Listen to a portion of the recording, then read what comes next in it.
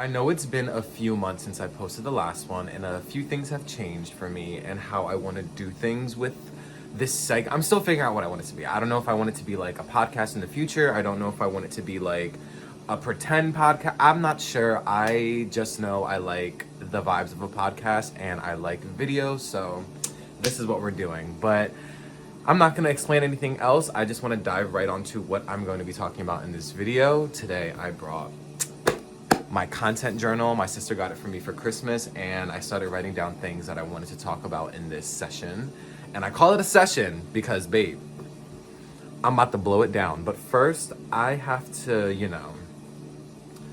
como se dice, roll. Like, yeah, that's the best way to put it, roll. So give me like a second. I'm going to get myself situated, gonna get myself comfortable, dim the light, get comfy, and I want this to be as raw and as authentic as possible because this is the best.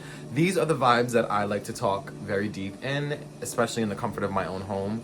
So I'm bringing that, guys, to you. So with further ado, let's get started. As I'm getting ready to spark, I just want to say a little disclaimer before I even start anything. I know this is very new, and this is something that I haven't done on my channel before, where I kind of just sit down and talk deep like this to the camera. So bear with me because it is a little uncomfortable just opening up about life and just where I'm at right now. So disclaimer right there. Another disclaimer.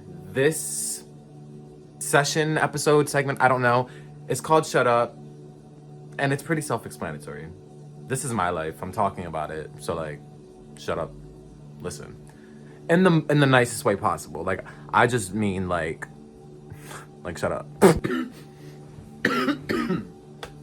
Okay, so I'm just gonna dive right into it. This right here is my content journal. I just showed you guys. Whew, let me catch my breath, child. But I'm gonna just open it up and start talking about the things that I wrote down in this list. For me to talk about today on Shut Up Session 2, this one is gonna be revolved around the healing process that I've gone through this year. I feel like 2022 has been one of the best years and one of the worst years, just because I feel like a lot of adulting had to be done, a lot of reflecting had to be done, and a lot of just downfalls when it comes to relationships and people around me. I feel like I was let down a lot this year, and I haven't felt that way in a while. So as an adult, I guess you could say, or as a growing adult, I feel like dealing with losing friends and losing relationships and just like altering all that is very challenging just because you don't really know how to react. So yeah, with that being said, let's dive in. The first thing on this list that I have is healing friendships and past relationships. So for me, I personally feel like recently, now more than ever, I've been at a place in my life where people that I've lost in not even just the past year, the past few years, and just in general, I feel like each person was placed in my life to teach me a lesson, and it's just rewarding to think back on people that you've known and people that you've grown relationships with and just know that like you were that person for them. Like that makes me feel really good. But then you think about the fact that you put so much into friendships and relationships, and just to genuinely see the outcome, and when you really look at things for what they are, you kind of see that, damn, like at the end of the day, it wasn't anything I did, or at least that's what I feel like. It wasn't anything I did, it's just who I was, what I was doing at the time, maybe how I was acting. Maybe I just didn't align with these people's thoughts, and healing is hard, and losing friendships and losing people that you love is hard. It's not something that is ideal, obviously no one likes that, but for me, it kind of, for someone who thinks really deep into things and puts their all into their certain relationships, because I'm a type of person who does not like to really dwell or make new friends really if I'm not passionate about you, or if I'm not interested in you, or if I'm not, I can't even explain it. It's just like, if I want to be your friend, you're on a pedestal, and that's that. So to be treated in a way where you just know like, okay, that's not how I would treat you, it sucks, and it really, really screwed me up for a few months. And again, there's no name drops, there's no insinuating who's who. I'm talking general as hell on this thing. I would not come on this channel and just bash people, so please, dead that shit now. Thank you. To give a little background as to what that meant for me, but the healing process for me has gone a lot better. In the past few months, I've moved into my new apartment, and I'm on now my third living situation since I've gone to college, and you meet new people, and each one, for me, I've had the same roommates essentially for the past 2 years. So meeting new people hasn't been something I've done really. Once I met them, it was just like, okay, her. Like that was that. But moving around a lot kind of does make you just want to stay to yourself. I don't know. It's just like you get a lick. Ooh, I thought something was on my face. You get a lick of how everyone is around you in your space, and it kind of just makes you want to stay there and get comfortable. I know that was a little tangent, but due to that, for me, I've just been doing exactly that. I haven't really reached out to anyone. I haven't really made any new friends. I haven't really been eager to make friends, but I feel like this is a part of my healing process. I'm someone who's just always had people around them, and I thank God for the people that are still in my life and have been my entire life. I really know who's solid, who's there, and who's not, and that's what helps me heal. I'm very all over the place if you can't tell, but I'm trying to be as authentic as possible in this. So let me take a few little hits and I'll get on to the second. I wanted to wrap that part up with just saying it's okay to feel like you need to mourn a friendship or get through, or just take time to yourself for a few months just to really reevaluate what you want in friendships and relationships and any aspect and any form of communication between two people that fucks you up. Like, it's okay to take a step back to reevaluate what works for you and what hasn't been. And I feel like that's what I've been doing. And I honestly feel like it's going to continue for a while. I think I need to just take this year off from people. Like, I just spent the last 20 years having constant friends and constant friend groups and relationships and blah, blah, blah. Like, this year's for me, and I'm stamping that right now. And that's all I have to say about that. Let's move on. The next thing I want to talk about is staying on top of requirements and commitments. This one has been the hardest thing for me to come to terms with in a long time. So just to give a little backstory of what my last few years have looked like, the first 4 year of college, it was COVID. Like, there was rules and regulations. Like, in my dorm, we couldn't have people over. There was no in-person classes. Everything went online after the first 2 weeks, and I was just basically locked in a dorm and working, and that was that for a full year.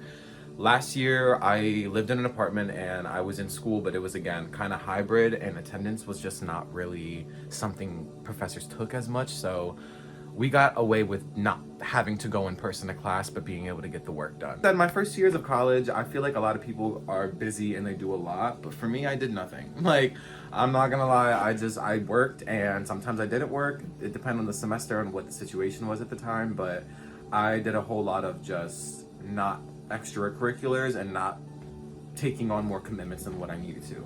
But as a junior in college, you kind of have no choice. You have to jump into everything that you're doing, and you need to be able to carry it out, because every commitment you sign up for, you kind of stamp that you're great for it, and no matter what mental situation you're in or position you're in at the time, that doesn't apply. So you have to make sure you're doing it efficiently. So this past semester, I can finally talk about this now that it's over, thank God, but I made a few mistakes in terms of like how I was spending and how I was saving and just not doing it the right way, and it just set me back a lot. I'm not gonna explain like how that was for me or that, because that's just, we don't need to talk about that in today's video, but yeah, it just set me back a lot mentally, and it kind of put me in a place to have to take on more jobs and take on more commitments to be able to like pay everything I needed to pay at the time. And yes, I was working 3 jobs and a full-time student, and I was doing Uber Eats on the side.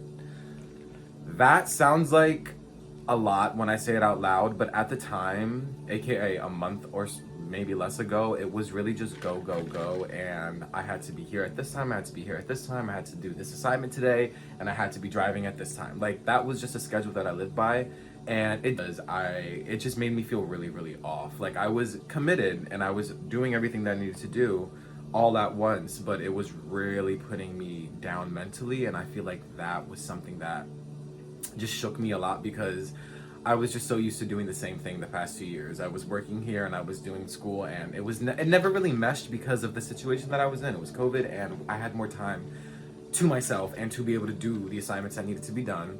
And yeah, staying on top of your requirements and commitments is easy when you're motivated as fuck. Like, if you really, really want to come with an end goal, if you really want to finish with an end goal that surprises you, then it makes you stay motivated, and that's what I really wanted. I felt like for once in my life I needed to impress myself a lot more. I feel like the past few years I haven't been, not impressing myself. I'm very proud of myself and the things that I'm doing right now at my age. But I just mean like I wanted to be doing more and I wasn't. So this was my chance to do that. And I feel like I carried that through. And just working 3 jobs was hard, but it was easy when you went to sleep at night feeling a little like, okay, I did that. But yeah. Now, saying on top of that, I kind of just wrote lists for everything. There's videos on my Instagram and Reels that explain like the process of that, but I literally have a to-do list. I have a little office in my room, and I have a laptop, an iPad, and I have lists on all of them, and I just write down everything on sticky notes and put them on my iMac, or like put them anywhere that I'll see them. I used to tape sticky notes to my laptop, like my laptop case, just so I could see it because I was on my laptop all the time. And that worked for me. So if that is something that works for you, then you should definitely try that out because it worked for me. Okay, I continued. Yeah, that's all I have to say. But moving forward on the next thing that I wrote down, I put here goals and aspirations being put on pause due to this process. And previously to that, I just mentioned back on the fact that I had a lot of commitments at the time. And I feel like for me, I'm talking about my goals and aspirations in terms of social media and what I want to do on that. I know social media is not like an ideal situation. Trust me, I'm so aware of that. Like the way my presence on social media has changed a lot over the few years that I built myself a little audience, and I'm still in the process of changing that to make it what I want it to be because I'm gonna be honest, I'm not the same person that I was when I was posting. When I was posting in like freshman year and all that, I wasn't even out the closet yet. So like I just feel like there was a lot of change that happened in the midst of the channel that I kind of stepped away from, and then I kind of just stopped posting, and I would post like once, like literally once a month. Now at this point it's once a year. When I was in high school, I was posting once a week, and that really kept me going, kept me really motivated, and that was something that I lost touch with in myself. Then I talked about this probably previously, just because I'm really passionate about this right now. But yeah, I lost touch with it, and I felt like everything that I was posting was just not worth being put out there. And I felt like everyone I followed like didn't really vibe with me anymore, that I stopped posting as much as I was. But I also felt annoying in that process. So it was really just a lot going on up here that made me just step back from it all.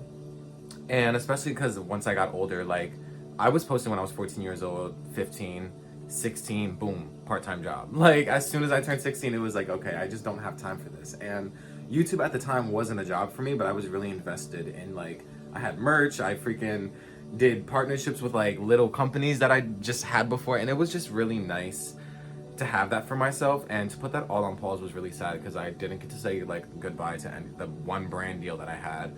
I didn't get to continue on with the merch ideas that I had for myself because, not gonna lie, the merch sales weren't crazy, but a few people got them, and I feel like it was really good for me at the time, junior year when I did it. All this, everything I'm talking about is on my YouTube channel, by the way. It's literally like the last 5-6 years of my life is just like there. So just click and watch if you'd like to watch more. But all of that being put on pause for me really just bothered me. Like I would just always think about it and be like, I don't post a picture anymore. I do not post a video anymore. The way I feel about posting is so different now. And it's not because of like social media, it's because of how I'm perceiving it. And that was something that took me a while to really catch on to. But that took me a while to just put that in perspective and how I viewed that, to just figure that out for myself. But I feel like I'm here now and I'm starting to understand like, oh, like, dude, that was just insecurity. Like, whoa. But go forward not having that mindset. I'm trying to not have that mindset going forward because it is pretty toxic, and I'm trying to limit the toxicity I put in my own life now. So yeah, with that being said, putting that all on pause was kind of, it sucked. I don't want to say like it was dumb, but for the time, that's what it felt right for me. And I feel like it put me in a position to now be able to rebrand myself and figure out what I want to do with this going forward as I freaking graduate college next year. Like, it's crazy. Shit's moving on. But I don't want to talk too much anymore. I'm gonna end this here because I didn't write anything down. Also, I want to leave this open for room for you guys to suggest things for me to talk about, whether that be in my DMs. You can DM me, I always respond. My likes down by my comments down below, you can comment something for me to talk about. That would be really helpful. But yeah, if you watch this video, genuinely, I appreciate you so much, and I am excited to see what I do with this and how this progresses. I'm hoping that this does well. But yeah, this was Shut Up Session 2, the healing, and I hope you guys enjoyed. Let me know if you want to see more of these, and I will try and post them once a week. Talk to you guys soon. Oh, I'm a dickhead. Excuse me. I'm trying to... Okay.